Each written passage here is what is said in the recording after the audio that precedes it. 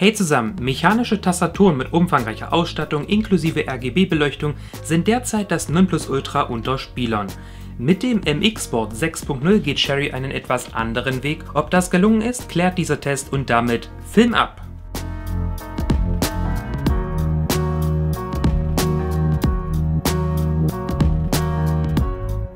Das konservative Grundgerüst soll durch ein Alugehäuse und einer latenzfreien Signalerfassung erweitert werden.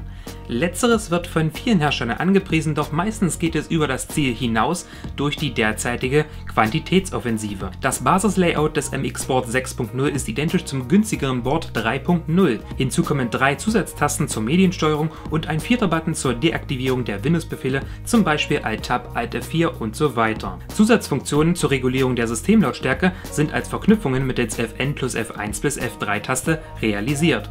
Blöd ist nur, dass man für die Tastenkombination mit einer Hand nur bedingt auskommt. Besser wäre hier gewesen die Fn-Taste plus F10 bis F12. Alternativ ging natürlich auch die dauerhafte Aktivierung des Fn-Tasters. Dieser Punkt plus die nicht vorhandene Software zur Personalisierung der Tastatur grenzt die Flexibilität meines Erachtens schon etwas arg ein. Mit einer Länge von 45,4 cm, einer Breite von 14,7 bzw. 23,1 cm und einer Höhe von 3,5 bzw. 4,5 cm inklusive Handbeinauflage und dem Gewicht von 1,14 kg ist das MX-Board 6.0 wahrlich kein Fliegengewicht und alles andere als kompakt. Einen hochwertigen Eindruck hinterlässt auch das 2 Meter lange USB 2.0 schwarz gesleevte Kabel. Das eher konservative Grundgerüst wird durch das Alugehäuse meines Erachtens schon sehr schön aufgerundet und macht schon echt was her. Cherry hat tatsächlich ein Gehäuse gefertigt mit Formen und Kanten und allein dadurch hebt es sich von der Masse bzw. der Konkurrenz ab. Mir persönlich ist aber auch das Feeling beim Tippen ein wichtiges Anliegen. Das Feeling ist einfach einzigartig und edel und die Oberflächenbeschichtung gegen Staub und Schmutz runden das gute Gesamtbild bisher ab. Das hohe Eigengewicht verleiht der Tastatur einen sicheren Stand, nicht zuletzt durch die Hochstellfüße mit gummierter Standfläche. Als wäre das noch nicht genug, gibt es im Lieferumfang noch eine Handballenauflage. Die Handballenauflage erweitert den bisherigen guten Eindruck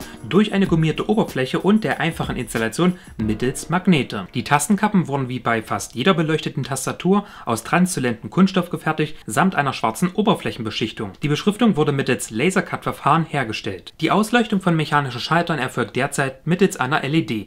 Dadurch ist die Ausleuchtung insgesamt nicht so perfekt, aber auch nicht besonders tragisch, denn das sieht man eigentlich eher nur, wenn man das Ganze wirklich genauestens begutachtet. Grundsätzlich an Details gedacht hat der Hersteller in diesem Fall aber durchaus. Die Deaktivierung der LEDs erfolgt durch eine langsame Reduzierung der Helligkeit bei insgesamt 10 Stufen. Die bekannten Status-LEDs gibt es in regulärer Form nicht, was ich persönlich sehr begrüße, da mir diese LEDs bisher noch nie gefallen haben, sondern werden in diesem Fall durch eine Zusatz-LED, eine blaue LED, unter den entsprechenden Tasten signalisiert. Ausgeliefert wird das MX-Board 6.0 mit Cherrys MX Red Switches. Typisch für diese MX-Schalter ist im Allgemeinen ein 4 mm langer Federweg, dessen Signalpunkt bereits nach 2 mm Wegstrecke erreicht wird. Auch das Schreibgefühl profitiert dadurch noch einmal gegenüber einer einfachen Tastatur. Qualitativ kann sich das absolut ruhige und vibrationsfreie Feedback der linearen Taster von derartigen Umsetzungen absetzen. Zusammen mit der Materialstärke und der Auswahl sinkt das Geräuschniveau noch einmal. Daran haben nicht zuletzt die flachen Tasten mit ihrem verringerten Resonanzraum ihren Anteil. Hier mal eine Hörprobe.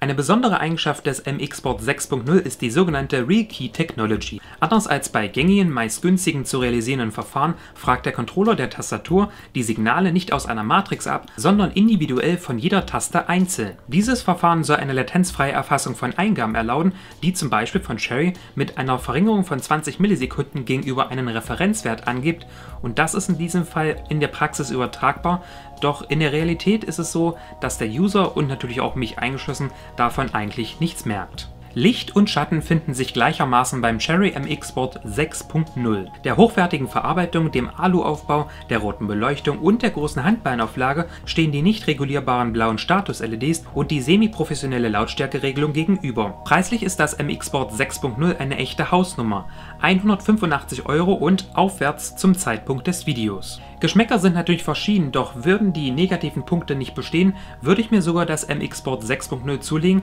aber so ist es meiner Ansicht nach noch nicht das perfekte Produkt. Was hältst du vom Cherry MX-Board 6.0, dieser sogenannten Luxus-Tastatur? Schreibt's doch mal unten in die Kommentare. Wir sehen uns dann im nächsten Video wieder, das steht natürlich schon in den Startlöchern. Und dann bedanke ich mich fürs Zuschauen. Außerdem ein Dankeschön an Cherry für die Bereitstellung dieses Test-Samples. Und wir sehen uns dann im nächsten Video wieder. Das hatte ich jetzt schon zweimal gesagt und deswegen beende ich das Ganze jetzt. Bis neulich. Ciao.